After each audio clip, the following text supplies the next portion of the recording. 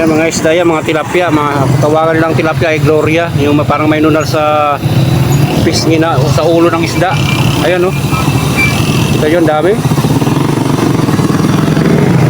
Makahulog ka lang dyan ng isang kawil na may pain na butete, makakahuli ka na dyan, may pangulam ka na eh. Tingnan mo naman ang ilog, hindi naman masyadong marumi, walang basura, kaso lang mababa dahil nga sa sobrang init. Ayan, nasa tabi tayo na kanya. Ayan siya, baka sabihin hindi. Ayan o, ayan o, aling niya magano, balat o. Hindi, siyempre kapag pag ganyan ang business mo, kailangan mabilis ka, hindi pa bagal-bagal. Paano kung marami ka ng customer, alisin ka na, lalayasan ka na, di ba? Sabi pa sa'yo eh, ba't ang takal mo? Nagmamadali ka. Apply na kayo, Oo. malaki yung sahod dito. Ayan o.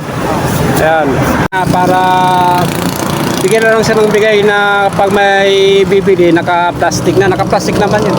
O, naka-plastic yan ha. Hindi yan naka-tiwang-wang lang dyan. O, yan. Naka-plastic yan. Kaya safe yan. Sariwa pa. O. Kaya matagal na rin dito. Dahil tsaka yung service niya eh. Siya ay mga loko sila nagtitinda ng mga prutas, pero hindi siya taga Olongapo, mga taga ano siya, Castillo, Zambales.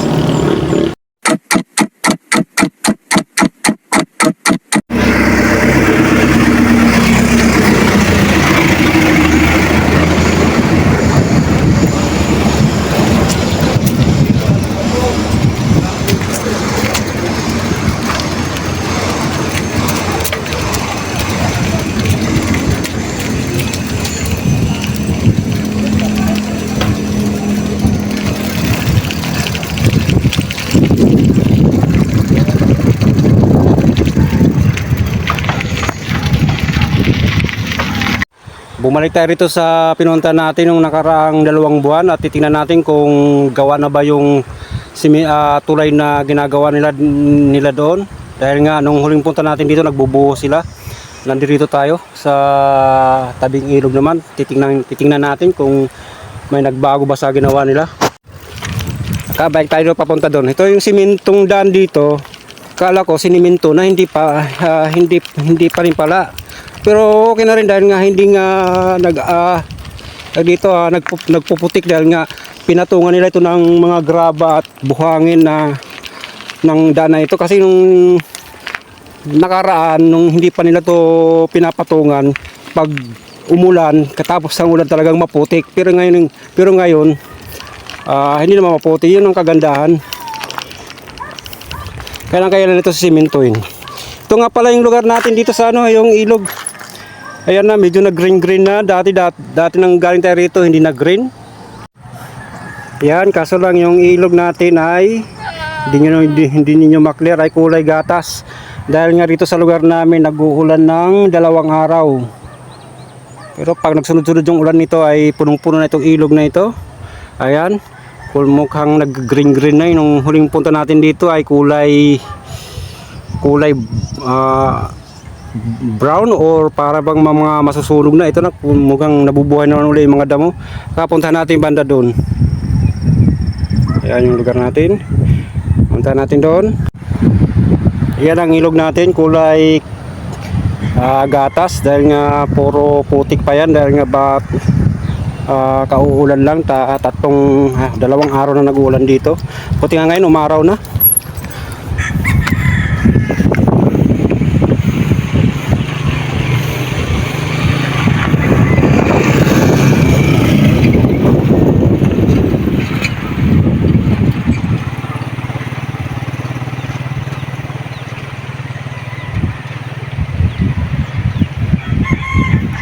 Mukhang nakapagbuhos na nga sila doon sa tulay na yun. May punta natin doon yan. Ayan yung tulay na yan.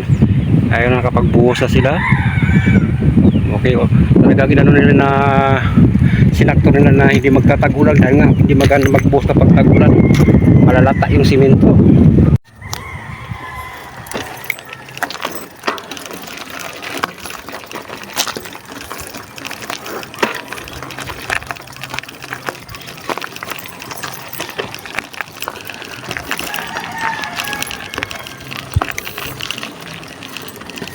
Mas maganda to kapag na simento na ito. Ito pa lang mga nagaganda na ako dahil nga kahit medyo bato-bato pa pero okay naman. Compress na compress siya. At hindi maalikabok. Dahil nga nagulan pero kapag tag-init ito, gantong kalsada na to, maalikabok to. Kapag may duman na kalsada. At hindi kaya nga hindi maalikabok dahil nga nagulan ng 2 days at nadiligan siya. Saan ba tayo sisiro? Ang init. Ayan ang ilog, oh, puro putik pa. Mga ilang araw lang yun, sunod-sunod ang ulan, puputi na yan. Ayan, oh. Ang kulay green na siya, yung ilog dati-rati.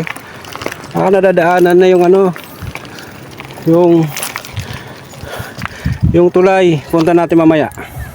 Dito muna tayo. Pahinga muna tayo rito dahil nga mainit.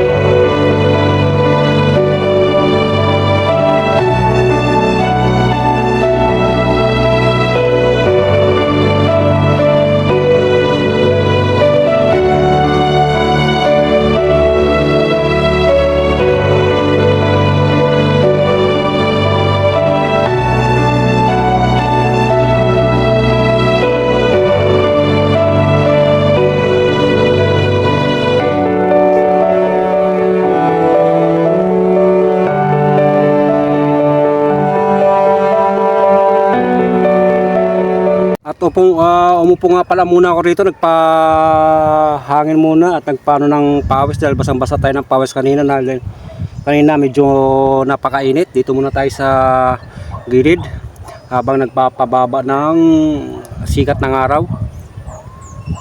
Ayan, yan ang aking bike. At nilagyan ko na rin pala ng carrier sa likod para kapag may binili ako na mabigat dyan ko ilalagay ating hiwagang sasakyan. Ayan ang ating background. Ayan yung bundok na gustong-gusto ko laging nakikita. Ayan.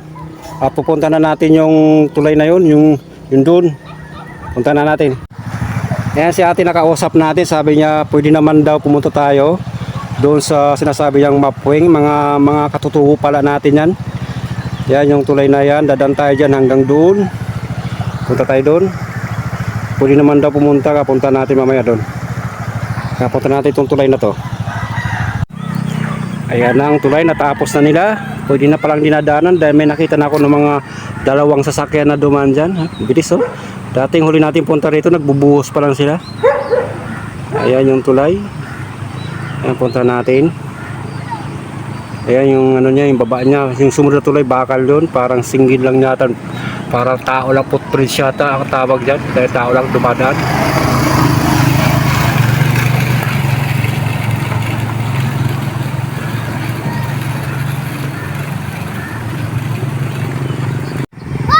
Ayan ang ilog, galing sa taas yung ilog na yan. Doon, kulay kapit gatas pa rin. Pero nagkaroon na siya ng mga damo-damo. Dati walang kadamo-damo dyan. Pabuti kayo ini ng kambing yan.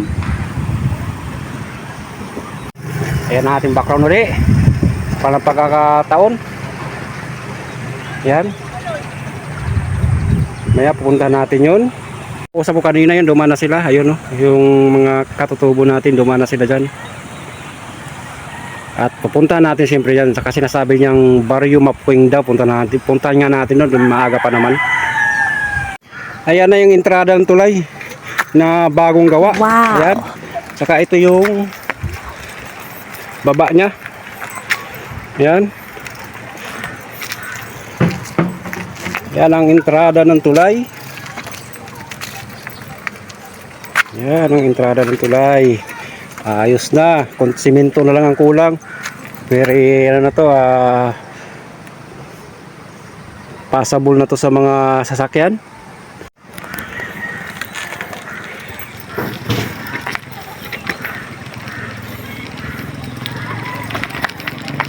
Siyempre dadaanan natin tulay na to. Ayos yung tulay na gawa. Ito na. Ayan, dati doon tayo dumaan sa tulay na yan. Ngayon dito na, dahil pwede na itong sasakyan.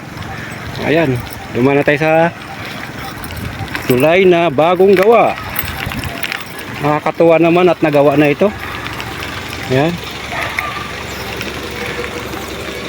Mamaya punta tayo doon.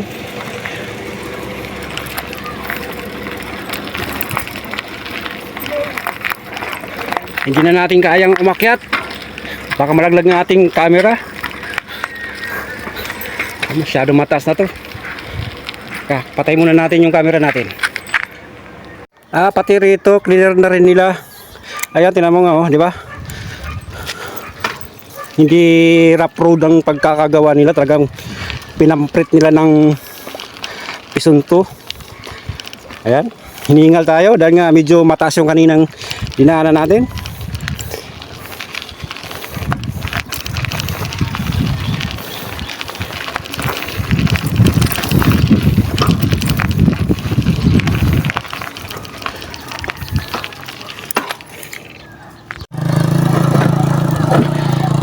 Sundan natin yung motor na yon.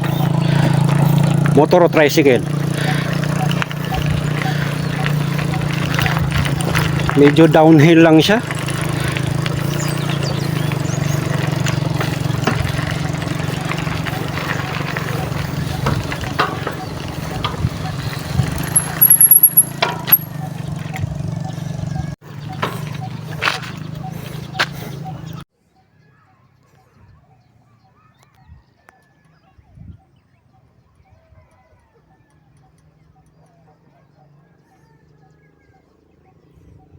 Nandito na tayo sa papuntang Mapwing. Ito ang daanan nila papunta doon. Ayun pala sinasabi nila na may tulay din na maliit. Ayun. Tulay. Siyempre papuntahan natin yun. Hanggang saan ba magandang daanan, hanggang doon lang tayo. Ayan. Tingnan mo yung bundok. Bundok na tinapyas nila, oh. Ayan ang daanan. Kapunta natin. Ito yung nakikita nyo kanina na kulay. Sako lang pala to. Kala ko simento. Siguro ang purpose nito para hindi mag soil erosion, parang tinakpan nila. Galing din, no? Ayan. Nakapunta na rin ako dati dito, no, ng hindi pa ganito yung yung itsura nito. Bata-bata pa yata ako noon. Pumupunta na ako rito dahil nga mahilig tayo magbike. Pinunta ko na itong lugar na ito. Ito bundok to, eh. Ito tinapyas sila para magkaroon na daan papunta doon. Kapupuntahan natin yung tulay na yan. Kapunta natin. Hindi tayo makapag-video habang tayo nagbabike dahil nga bouncy, malikot, mahihilo kayo. Kapuntahan natin doon. Nasa ibabaw na pala tayo ng pangalawang tulay na maliit. Yan yung baba. Yan, nilagyan nila ng mga batong buhayan o riprap. Maganda sana pag sinimento yan para hindi ma-wash out yan. Ayan, punta tayo dyan. Wala naman, hindi naman nakalagay na no trespassing. Pwede siguro dumaan dyan. Yan, daanan na yan. Parang magiging subdivision yata ito rito, ah. Ito yung area natin. Ayan yung ilog dito.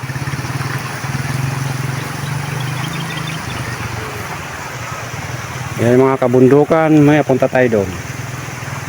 Kaya punta natin.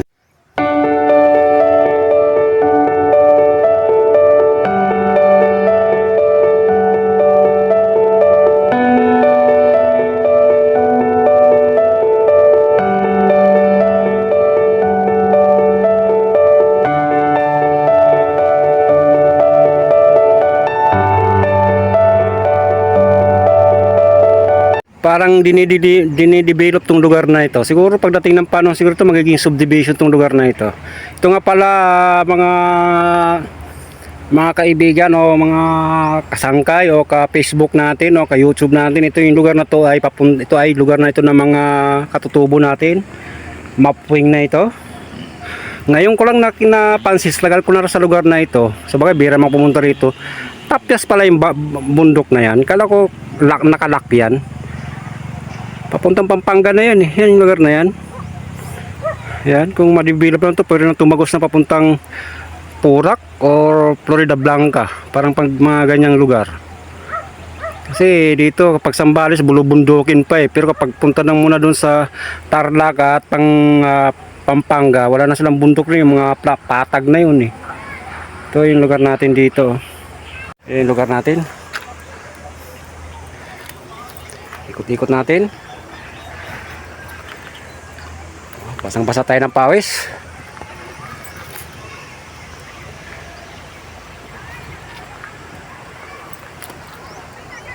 Ayan, pupuntahan pa natin yun doon. Pupuntahan natin doon. O mga kasama, hanggang dito na lang natin. Hanggang dito na lang tayo sa ating explore. Pangangalugad. Ayan, may nabasa naman kayo na trespassing. Huwag nating yan. Huwag na tayo pumasok dyan sa lugar na yan. Kumbaga private na yan. Baka mahirap na maano tayo dyan, madimanda tayo ng paglabag natin sa pagpasok natin sa private property. No trespassing na yan. Baka yata ito lang o itong daan na to. Ito nga pala yung lugar natin. Hanggang dito na lang tayo muna at babalik na tayo. Tsaka dyan sa likod ko may ginagawa silang tulay pauli. Papakita ko natin bago tayo dumaretso na doon sa pinagmulan natin. Ayan yung tulay na ginagawa nila. Yan o. Medyo mas malaki-laki ito doon sa una nating nakita. Papunta daw to ng solar eh. Sabi na nakakausap ko eh. Ayan o. Babalikan natin dito sa susunod na araw kapag yung medyo mainit-init talaga. Punta tayo sa pinaka lugar ng mga katutubo. Ayan yung lugar. Tulay, mga naguhukay pa rin. Ang dinidevelop yung lugar na ito. Susunod na mga panahon, itong mga tabi-tabi na yan, magkakaroon na ng mga bahay-bahay yan. Ayan, may bako pa dyan.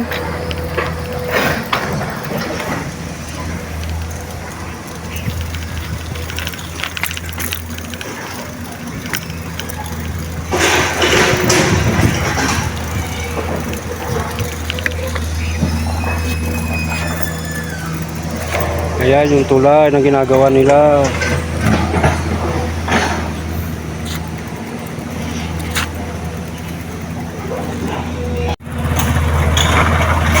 Ayan yung bako, naguhukay ulit siya para lumalim-lalim yung ilog.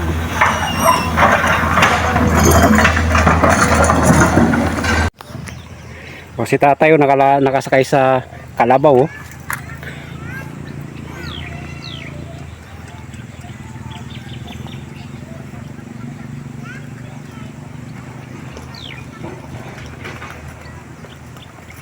Rito. Dami.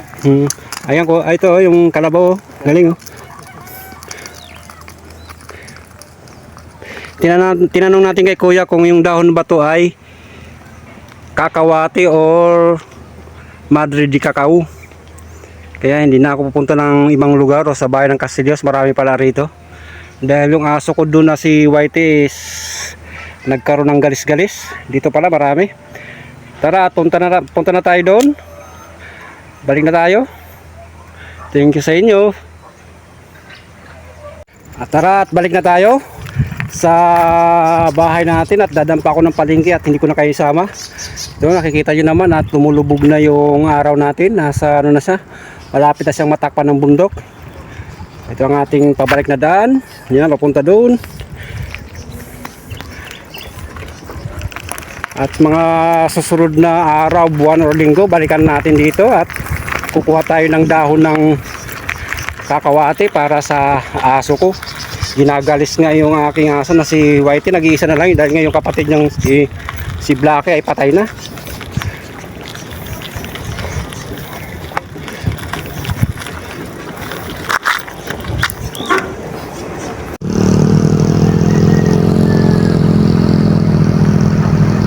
Ito yung ating pinagdaanan kanina na tulay na bago. Ngayon ay dadaanan natin para tayo ay umuwi na. Ayan o, may dumaan siya.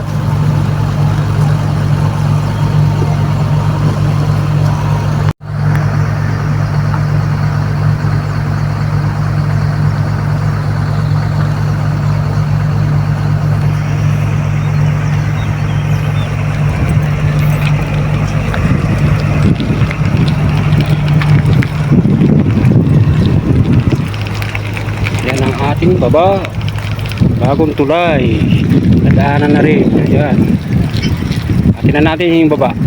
Para makita nyo naman talagang tulay ito. May sabihin ninyo hindi tulay ito na gawa-gawa ko lang. Ayun no. Tingnan mo nga yung ilog o kulay putik pa yan. Dahil nga nag-uulan nga ng 2 araw nga dito. Kasabi ko lang kanina. Ulit-ulit tayo ulit.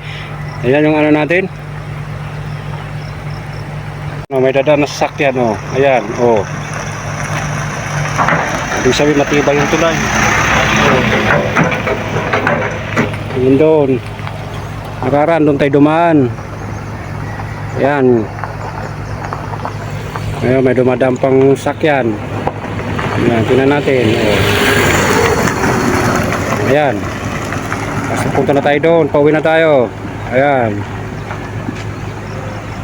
Lugar na yan.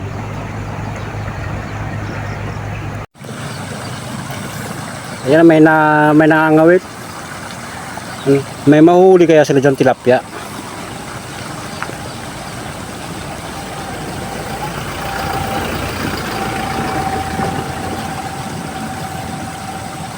Tilapia ang mahuhuli nila dyan. Nangangawit ng 2 bata para may pang-ulam sila. At pala bago ko makalimutan, thank you pala sa inyo sa panonood ng aking video. Medyo tumataas ang aking view. Nasa 261 na, pero kahit sa mga malalaking YouTuber, mababa pa yan, pero sa akin malaki na yan. Thank you sa inyo sa papanonood at thank you nga pala sa nag-subscribe sa akin. Sana suportan yung channel ko. At hanggang dito na lang muna, sa sunod ulit. Thank you sa inyo, bye bye.